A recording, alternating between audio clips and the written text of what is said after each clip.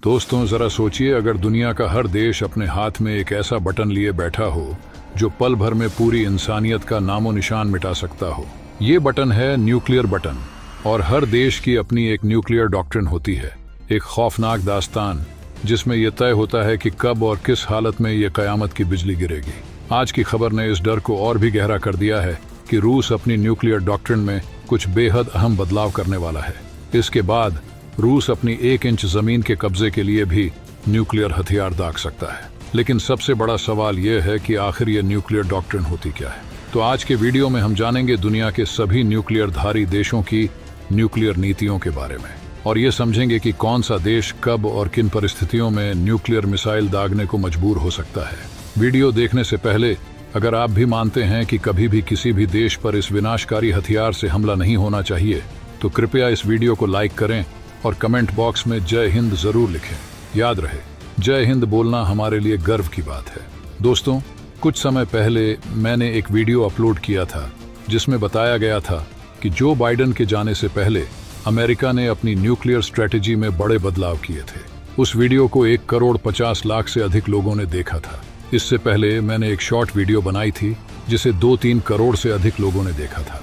उस वीडियो में मैंने बताया था कि व्लादिमीर पुतिन ने संकेत दिया है कि रूस अब टैक्टिकल न्यूक्लियर वेपन्स पर काम करना शुरू कर देगा और जल्द ही रूस की न्यूक्लियर डॉक्ट्रिन में बदलाव देखने को मिल सकता है। अब यह बात औपचारिक रूप से पुष्टि हो चुकी है।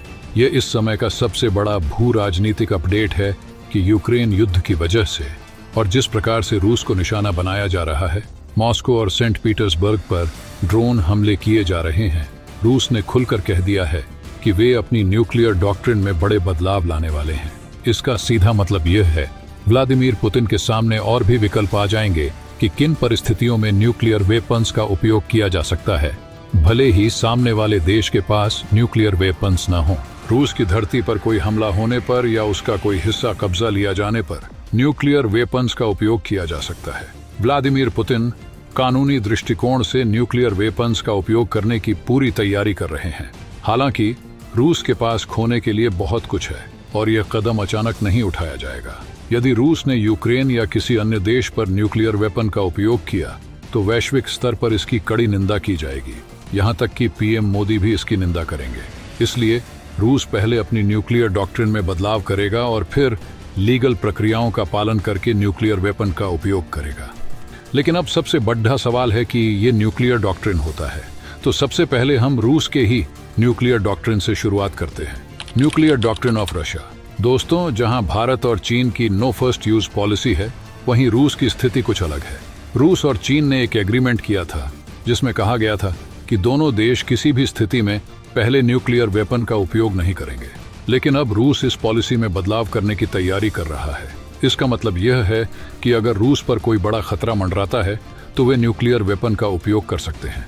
इस बदलाव के परिणाम स्वरूप रूस छोटे स्तर के टैक्टिकल न्यूक्लियर वेपन्स पर ध्यान केंद्रित कर रहा है।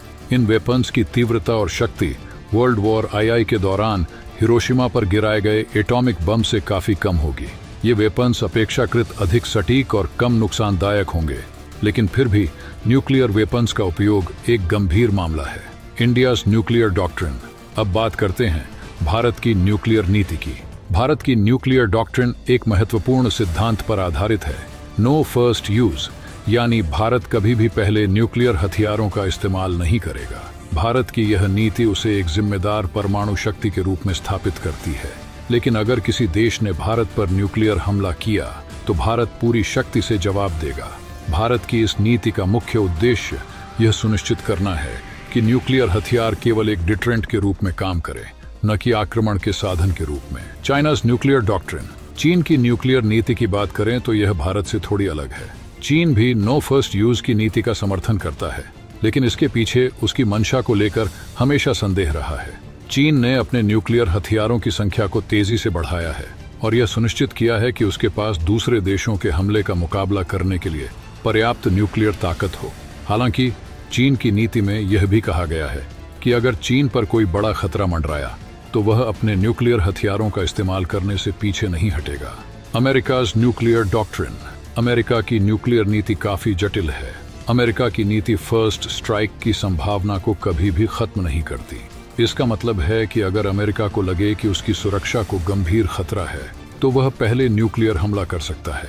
अमेरिका ने कई बार अपने न्यूक्लियर हथियारों को आधुनिक बनाने की बात की है ताकि वह हमेशा अपनी प्रतिद्वंद्वी ताकतों से आगे रहे, लेकिन इसकी आलोचना भी होती रही है, खासकर जब बात नो फर्स्ट यूज की आती है। Francis nuclear doctrine. फ्रांस की न्यूक्लियर नीति अमेरिका से थोड़ी अलग है। फ्रांस ने हमेशा अपनी न्यूक्लियर पॉलिसी को एक डिटरेंस के रूप में देखा है। इसका मतलब है कि फ्रांस न्यूक्लियर हथियारों का इस्तेमाल केवल अपनी सुरक्षा के लिए करेगा, न कि किसी आक्रमण के लिए। फ्रांस की नीति यह भी कहती है कि अगर किसी देश ने फ्रांस के खिलाफ न्यूक्लियर हथियारों का इस्तेमाल किया तो फ्रांस पूरे बल के साथ जवाब देगा। अब जरा सोचिए, अगर रूस और अमेरिका के बीच तनाव बढ़ता है और दोनों देश न्यूक्लियर हथियारों का इस्तेमाल करने की धमकी देते हैं, ऐसे में भारत, चीन और फ्रांस जैसी बड़ी न्यूक्लियर शक्तियों की भूमिका कितनी महत्वपूर्ण हो जाएगी। क्या यह सभी देश मिलकर इस खतरे को टाल पाएंगे या फिर दुनिया एक बार फिर न्यूक्लियर युद्ध की तरफ बढ़ जाएगी? दोस्तों, न्यूक्लियर हथियारों की इस दौड़ में हमें यह समझना होगा कि यह हथियार केवल विनाश का साधन है, न कि शक्ति का प्रतीक। आज रूस की नई नीति दुनिया के लिए एक बड़ी चेतावनी है, लेकिन हमें उम्मीद है कि जिम्मेदार देशों के बीच बातचीत और समझौते से इस खतरे को टाला जा सकता है। आपकी क्या राय है? क्या दुनिया एक नई न्यूक्लियर दौड़ की तरफ बढ़ रही है? हमें कमेंट बॉक्स में जरूर बताएं। अगर आपको यह वीडियो जानकारीपूर्ण लगा हो तो इसे लाइक करें और चैनल को सब्सक्राइब करना न भूलें।